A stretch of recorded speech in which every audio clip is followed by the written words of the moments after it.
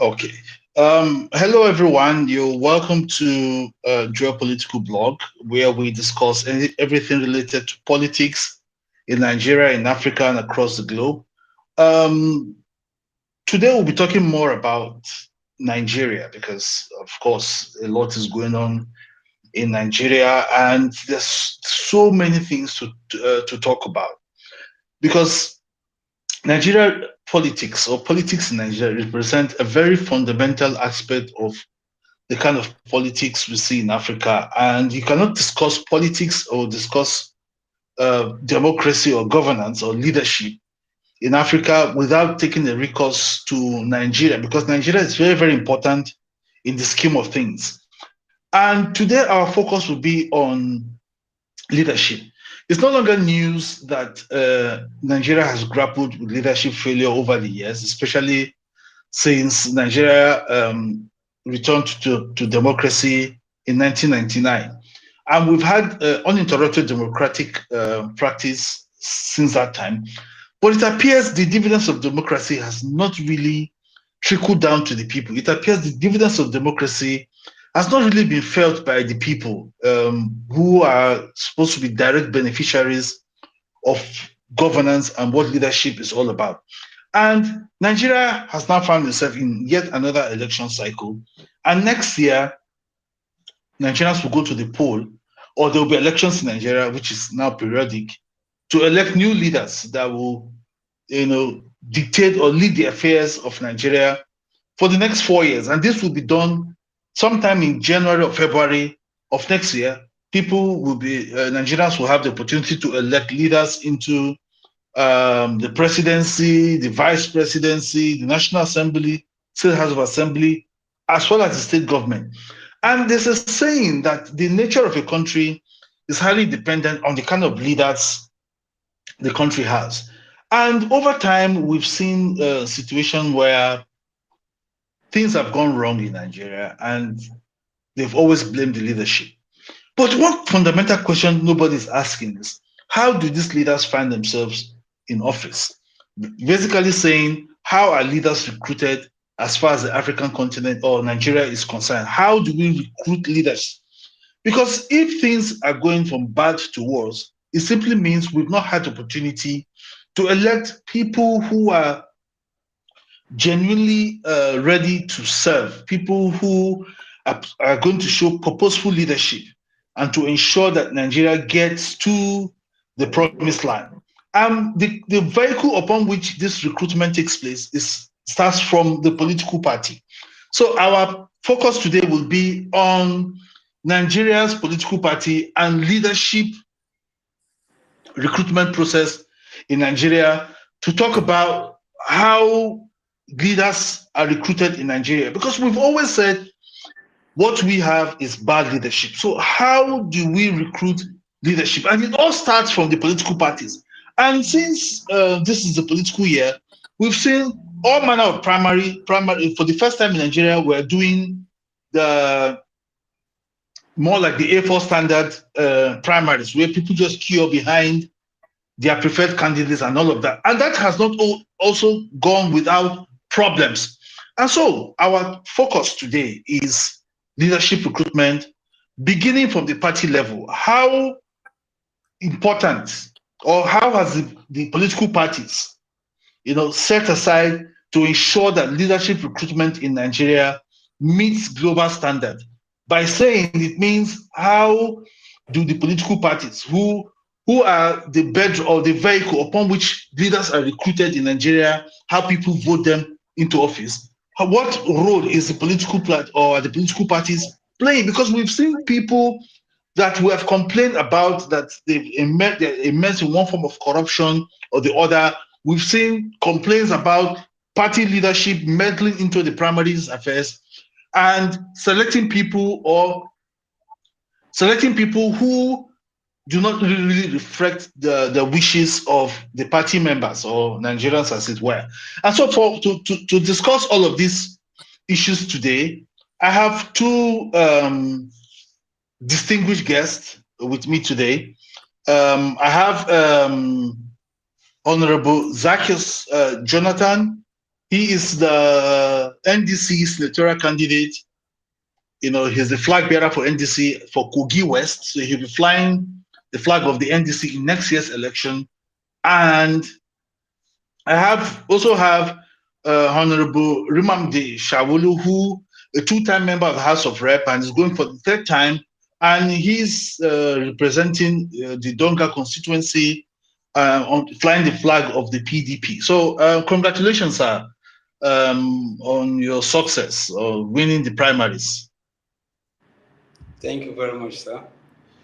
Okay, sir, let's start with you since my other distinguished guest is not yet available. So, how has it been throughout the primaries? Would you say Nigeria, our democracy has improved so much that the political parties are very much keen on how leaders are recruited in Nigeria? Give us your experience of the NDC primaries. Thank you very much, and good evening, viewers across the globe. My name, as you have heard, is Zychus Jonathan, an ordained minister of God. So people call me Reverend Zychus Jonathan because I was ordained in the church for that purpose. And I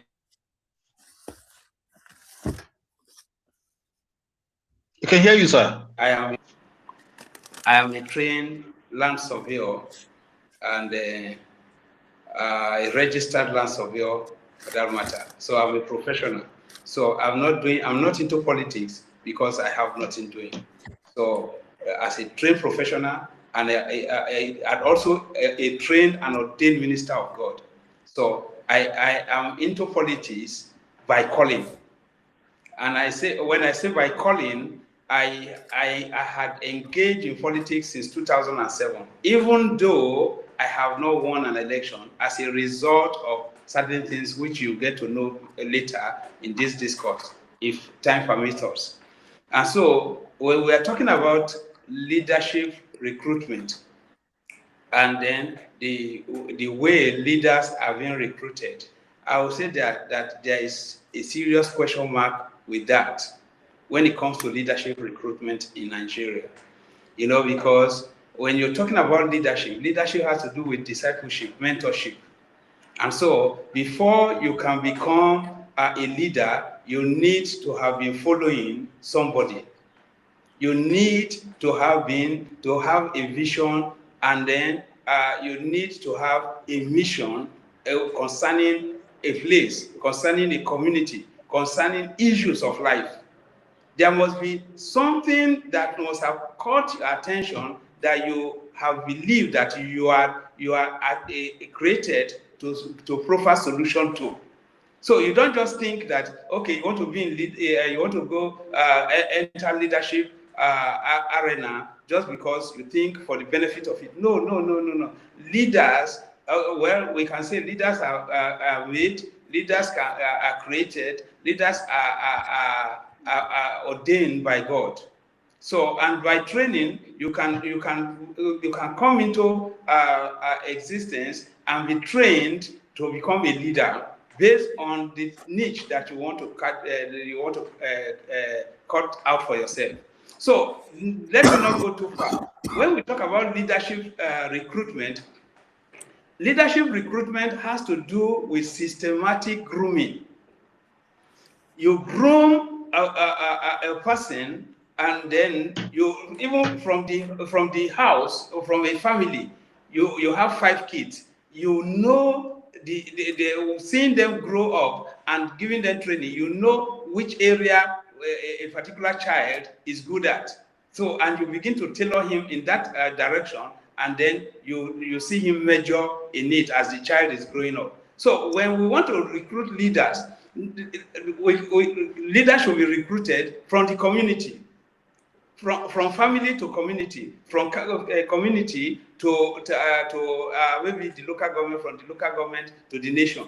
So when the people are not involved in recruiting the leaders, you cannot just form a party and you have the headquarters in the national, in the state and the nation's headquarters, and then you want to recruit a leader from a local government, and then you just sit down at the national headquarters, maybe kilometers away from your local government, and then you just, okay, okay, can you give us somebody, I want somebody to be the chairman of can you give us a name? No, that is not the best way to recruit. That you want to recruit, come send it to the local government, send it to the community, let the community push out somebody. Let the leaders evolve from the community, let it come from that community, and then from there, before it will go to the nation. Let me give you an example. For instance, now, if you want to say, you talk about presidency, governor, national assembly, and state assembly. For instance, now, if we have 21 state assembly here in Kogi State, and then you have the community, and every community decide, okay, we want to present somebody in the state assembly, and they now put somebody there, and the communities come together and they put 21 people in the house. Every community will be watching that individual they have selected for the house, voted into the house.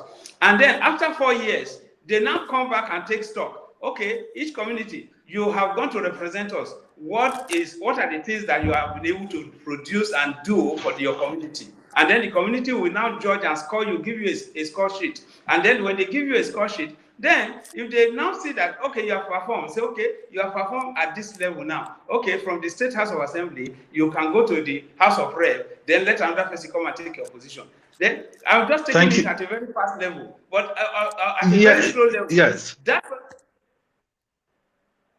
I totally understand. Yes, from what I've established, it appears you have a problem in which the political parties are part, or the way they have managed the leadership recruitment process in Nigeria, especially with the way people who have to fly the flags of the political parties in elections are recruited, because the recruitment process of leadership starts from the party level. Because in this case, we're talking about democracy. So let me hear from Honorable Shawulu. You're welcome to our discourse tonight. Before I ask you the question, so for our viewers, please, if you have any question for our guests as the discussion progresses, you can just drop that in the comment section. I'll read it out to our guests, and then we can make up questions for whatever comments that you're dropping. So, sir, Reverend Zacchaeus here has talked about that. He has highlighted the foundational problem of leadership recruitment as it starts from the political party level. So what's your take about leadership recruitment in Nigeria, especially as the political party as a major stakeholder in leadership recruitment process in Nigeria? Thank you very much for having me, and sorry for the earlier distraction. I was trying to set up my system to be able to talk. Well, first, if we go back to the scriptures, just to respond to the Honorable Reverend, if we go back to the scripture, if the communities or the immediate people were to be the ones that decide and determine who will become rulers, David would never have become king, because when he was asked to, when Samuel was asked to go and meet his father had other views that were not what God wanted. And so leadership cannot be solely decided by the people at the local areas. One. The second one is that from 1999 to date, I have been a little bit of a participant in the political processes. And I want to assure you that the process of what we call imposition and the rest of them, they follow certain rules of control that you cannot break them or even come to say that they are wrong by themselves. Because if leadership were solely, and good leadership usually emerged only from communities almost all the communities in Nigeria would have been much, much better than they are today. They are not any better because the corruption that you have at the top exists at the bottom to the lowest level. And I think part of the challenge, like I've said before, is the fact that we as a people in this country, and I think much of Africa, have thrown away the values that hold society. And if you even look at international relations, the values that brought about the longest period of peace we have ever had in the history of the world were arose from partly from the Treaty of Westphalia that created a sovereign state with rules that certain things had to be done in certain ways. And we have had the longest peace that the world has ever had.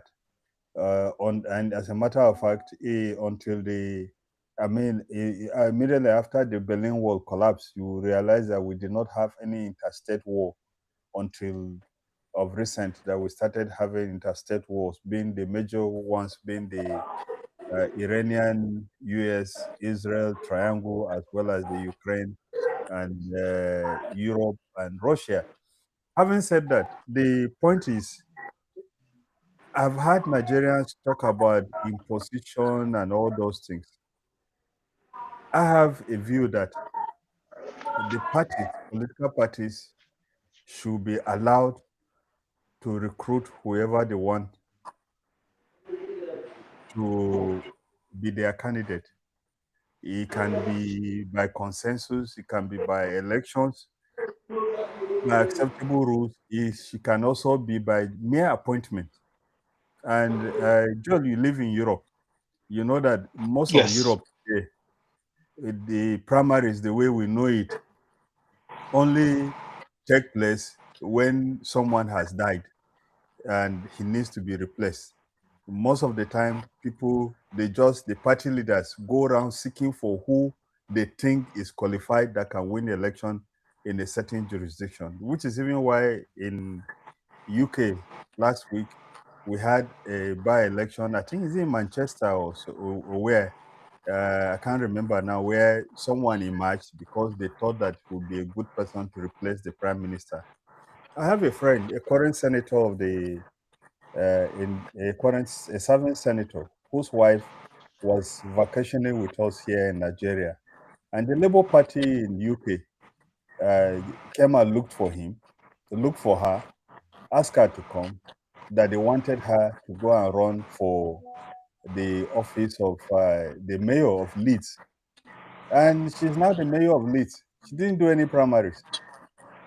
If you go to the United States of America, when they say they will primary you, it means that they want to throw you out. Once you get into that seat, after the initial primaries, it's only when you want to go or they don't like you again that they will say they will do primaries. So we have created rules that we are not respecting by ourselves. And this is the problem that we have. Question of... Okay, sir. Okay.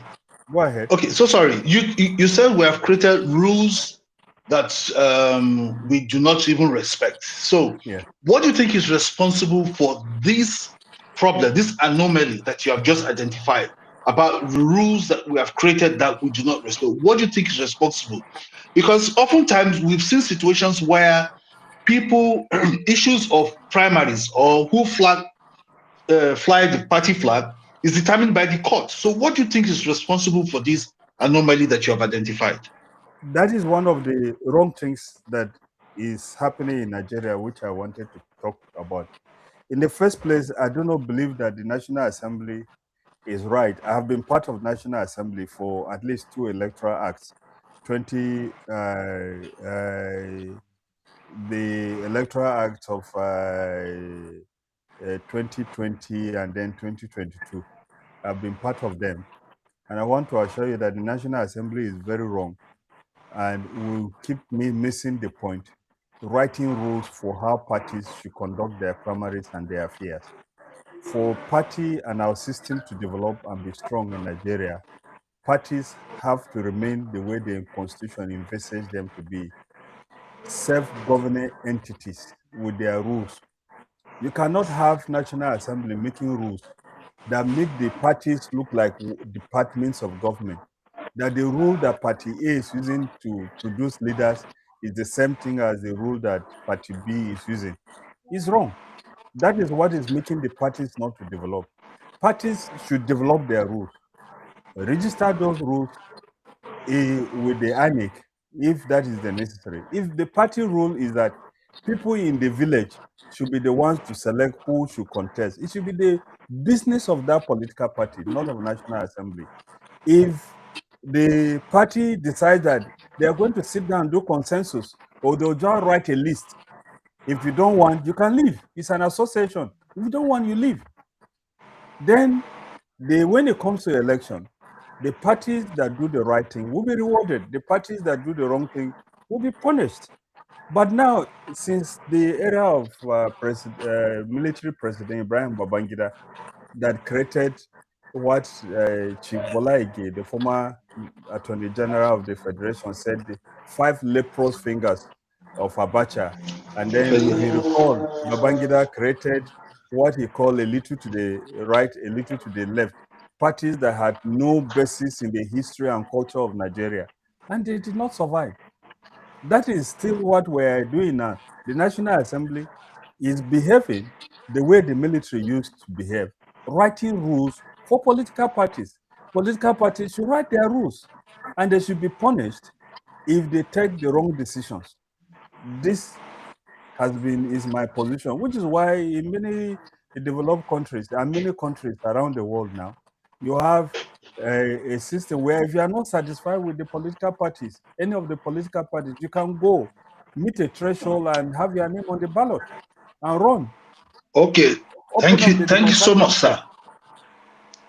Okay, sir. You see, one of the things I took out from your submission is that the National Assembly should be removed from the equation to, in terms of dictating to political parties how they should nominate people that will fly their flags. So, Reverend Zakio, do you believe that the National Assembly, because I am saying this because in Nigeria, we are so heterogenic that even at that level of the political parties, ethnicity and religion is still a major factor on how people get party tickets and all of that. So do you think the National Assembly should be removed from this equation and allow political parties design their own ways of nominating candidates that will later emerge as leaders, that will nominate candidates that will be recruited by the people through the ballot in becoming leaders of Nigeria? Do you think the National Assembly should be removed from the equation? Thank you very much. I want to salute my honorable over there. At least by this program, I've come to know him. I don't know that he's been in the house before, but now we have met, and so we are brothers now. Yes, he has come back to the point I started with, where I said that community leadership should be thrown up, because even the Bible says that God take leaders from among the people. So whatever the kind of character you see people live out, that is the character the leaders will live, because the leader is chosen from among the people. Now, and he talked about David. You see, when I talked about community, the leadership from the Bible perspective is a community. Jesus is the foundation of that community. And so Jesus came to make sure that he raised disciples that will be leaders. He raised only 12 disciples, until today they are still leading. That is a community. That is a kingdom community. So now when we come into this worldly community, it's a lot different, because the God of this world is Satan himself, and he has his disciples, and they are disorderly in character. So that is the leader of the God of this world. So based on that, the followership cannot do anything different. So when you want to recruit leaders and you are not taking it from the godly perspective, you cannot get it right.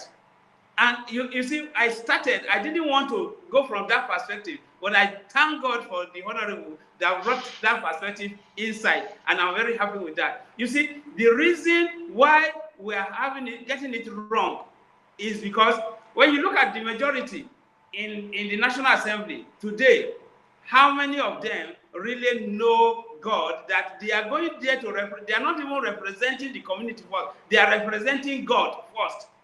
So to bring the will of God to bear in governance, so that the people will be happy and begin to give glory to God on a daily basis for their representation. And then the way and manner the recruitment is being thrown up is very wrong. And that the Honorable has said it, that the National Assembly does not need to make laws for the parties. And that is what I said when I started. I said that, look, recruitment is based on vision and training and mentorship from the community, because community see you on a daily basis and knows how you have been responding to their challenges, how you've been providing solutions to their challenges. And so when they need somebody, they don't need to even say, go and call Mr. John, go and call Mr. David, he will do it better. They already know. But we have not given room for that. We have given room to corruption, just like my Honorable said. We have given room to corruption, giving room to money bags and the rest of them. So if you do not have money and you have character, you cannot go and represent the people. But if you have money and you don't have character, the system will throw you up as a leader. So the leadership recruitment has serious faults. And until we bring God factor into it, which the world system will never allow, it will be difficult. But then, gradually, God will begin to raise his own that will be able to stand, wither the storm and get into the line. Thank you so much, sir. So back to you, sir, Honorable Shawulu.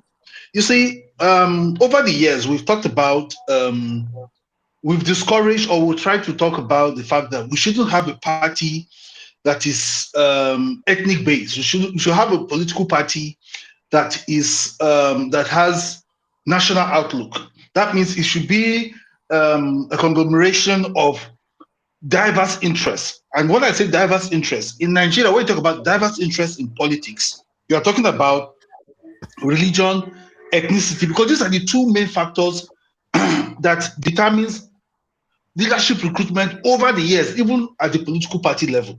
So in this case that we say, okay, we shouldn't have the National Assembly set the rules for political party. Political parties should set their own rules.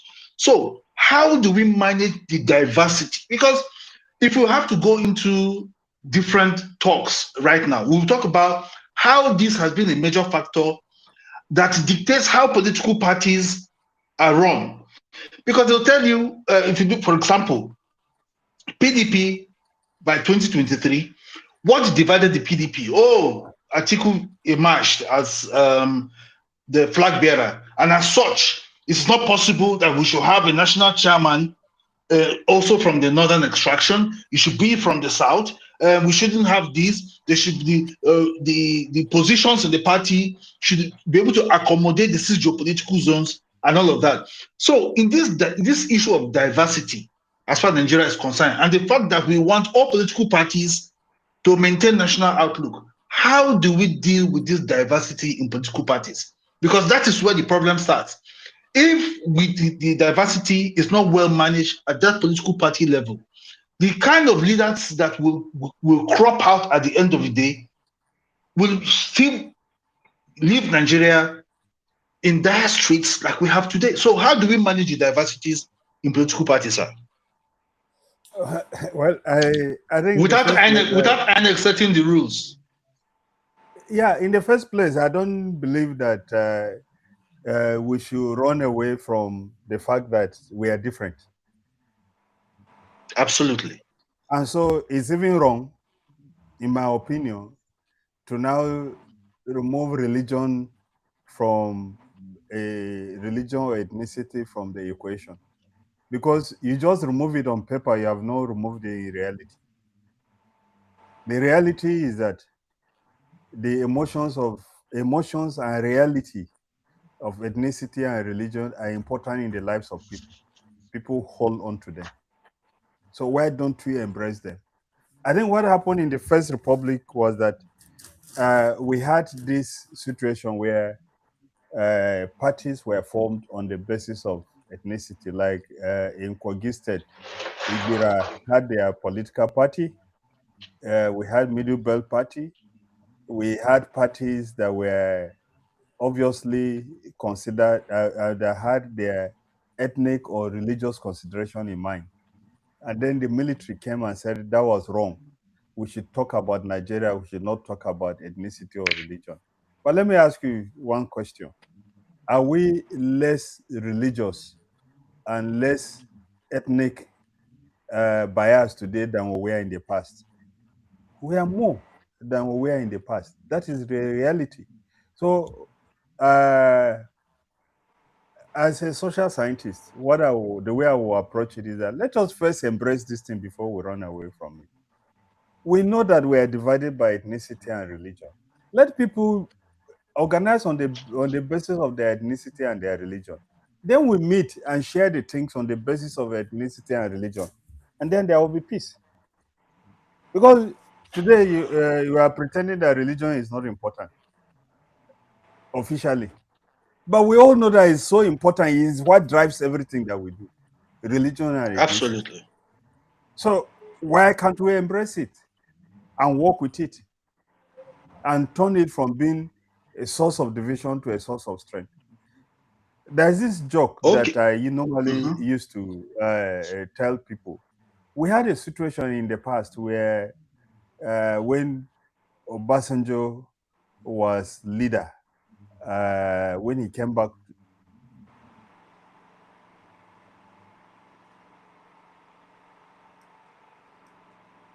Obasanjo came back to power, we had a situation where if you got to the Hilton hotel in those days, you see when 1999, 1999, you will see Yoruba cabs were full of everywhere.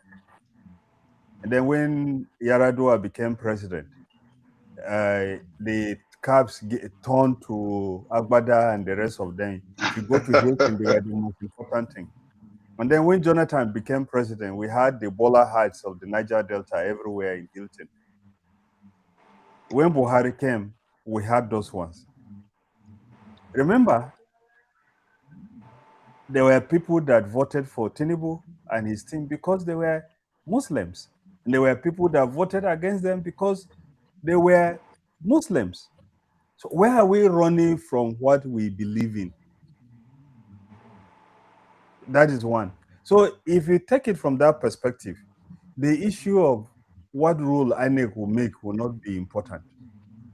Since we share everything in terms of ethnicity, when Buhari was president, we complained that the service chiefs, every organization was being held by Fulani, didn't we? And then now we're now saying everything, every appointment that comes up, if there are if there are 10 appointments, you know that 7 of those appointments will be Yoruba. Where are we running away from what we believe in? Having said that, said that, let me answer the question about INEC. I'm not saying that INEC should not make rules about how parties should be constituted or how the laws of the country should be obeyed. I'm simply saying that when it comes to how parties should govern themselves, how they should elect candidates, how they should run their affairs, the INEC, the National Assembly should not make laws for them. Let them run their affairs. Let the rules. Today, there's no difference between APC and PDP or NDC or ADC when they are doing primaries. They are all the same. Look at the way they counted. All of them counted the same way. 1, 3, 5, 20, 1,000. Wow, all of them 1,000. All of them imposed candidates. All of them did what everybody is complaining about. Where are we deceiving ourselves? Okay, thank you so much, sir. Reverend, there is a question here for you from one of our viewers. It says, which do you think are the major drivers for the positive change and good leadership between the church, family, political leaders, and schools? I'll read the question again. It says, which do you think are the major drivers for the positive change and good leadership between the church, family, political leaders, and schools.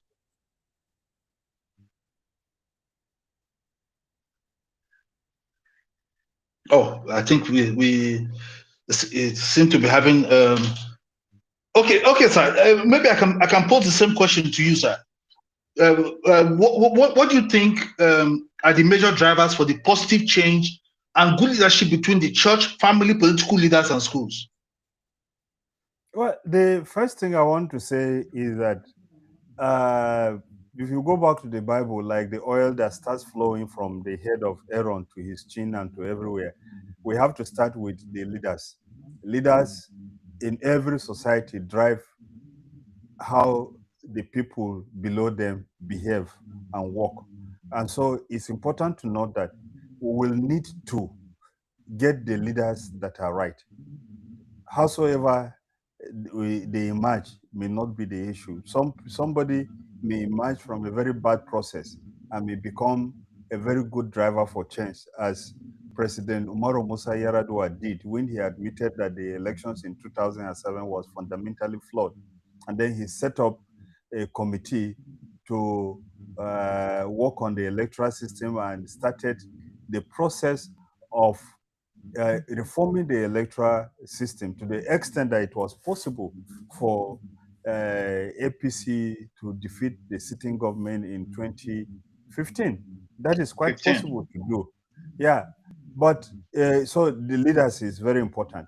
And one thing I want to tell you is that when we were talking, for instance, about insurgency and all those things the other day, I told somebody, I said, this insurgency we are talking about, it's not likely going to go away very quickly because they were giving orientation to very young people at very young age to be fundamentalists, to think about their religion first, to think about their ethnicity first.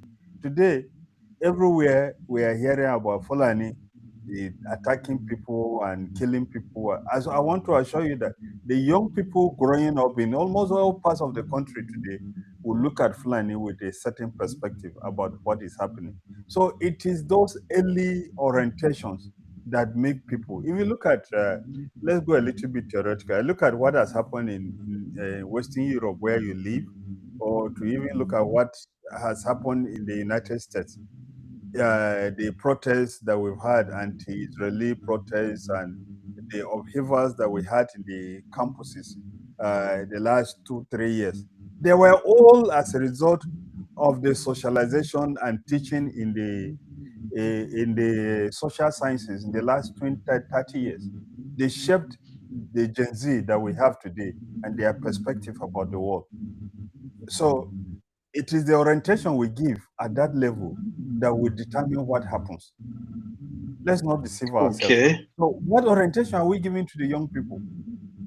Now, absolutely, people will go to public and say that ethnicity is bad, and then they'll go back to their homes and act as ethnic bigots or act as religious bigots, prefer one religion to another, and tell their children, because their children see what they are doing. Do you think those children growing under those circumstances will tomorrow be any better?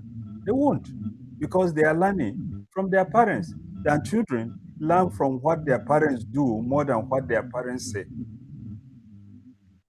Okay, thank you so much. There's this aspect I want to talk about before we end this live session. Oftentimes, I've said it times without number. I've even okay, sorry about that. Sorry, I've even written a paper about it, the commercialization of electoral process in Nigeria. I've talked about the fact that the Nigerian electoral process is too money focused because the rich ones take the day. And whether we like it or not, Nigerian democracy is commercialized because if you look at, we know that elections are expensive in every part of the world, but in the Nigerian democracy and the system is more commercially focused than ideologically focused. In other climes, people like Emmanuel Macron, the president of Chile, even Zelensky of Ukraine, some of these persons emerged as leaders simply because of their ideology, not necessarily the amount of money they had at the time they went into the election. So now this issue of commercial democracy, money back Eugene, I'm in the politics. studio recording. How is that? This money back politics. How influential? How has it influenced political party operations and leadership recruitment in Nigeria?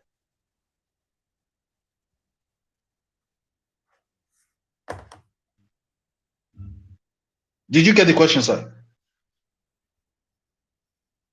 Can you hear me? Can you hear me? Can you hear me, sir? Oh, I think we've lost connection there. Can you hear me? Can you hear me, sir? Hello? Honorable, can you hear me? Can you hear me? Oh, we seem to have lost connection. Once we reestablish connection, I think that's the question will go. Can you hear me, sir? Can you hear me?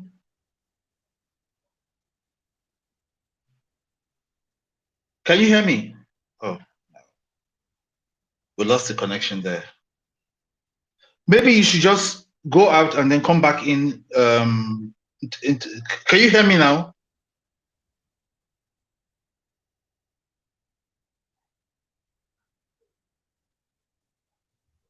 Oh, connection problem. Maybe we should talk more about political parties and internet issues in Nigeria. Can you hear me now, sir? Can you hear me? Oh, okay. I think we lost connection there because I was going to talk about the money back politics that we practice in Nigeria and the commercialization of Nigerian democracy and how money has so much influenced what we have today. Even as we speak, there is governorship election going on in Ekiti State. And part of what I have been able to gather was the fact that there's still this question of vote buying, people still selling their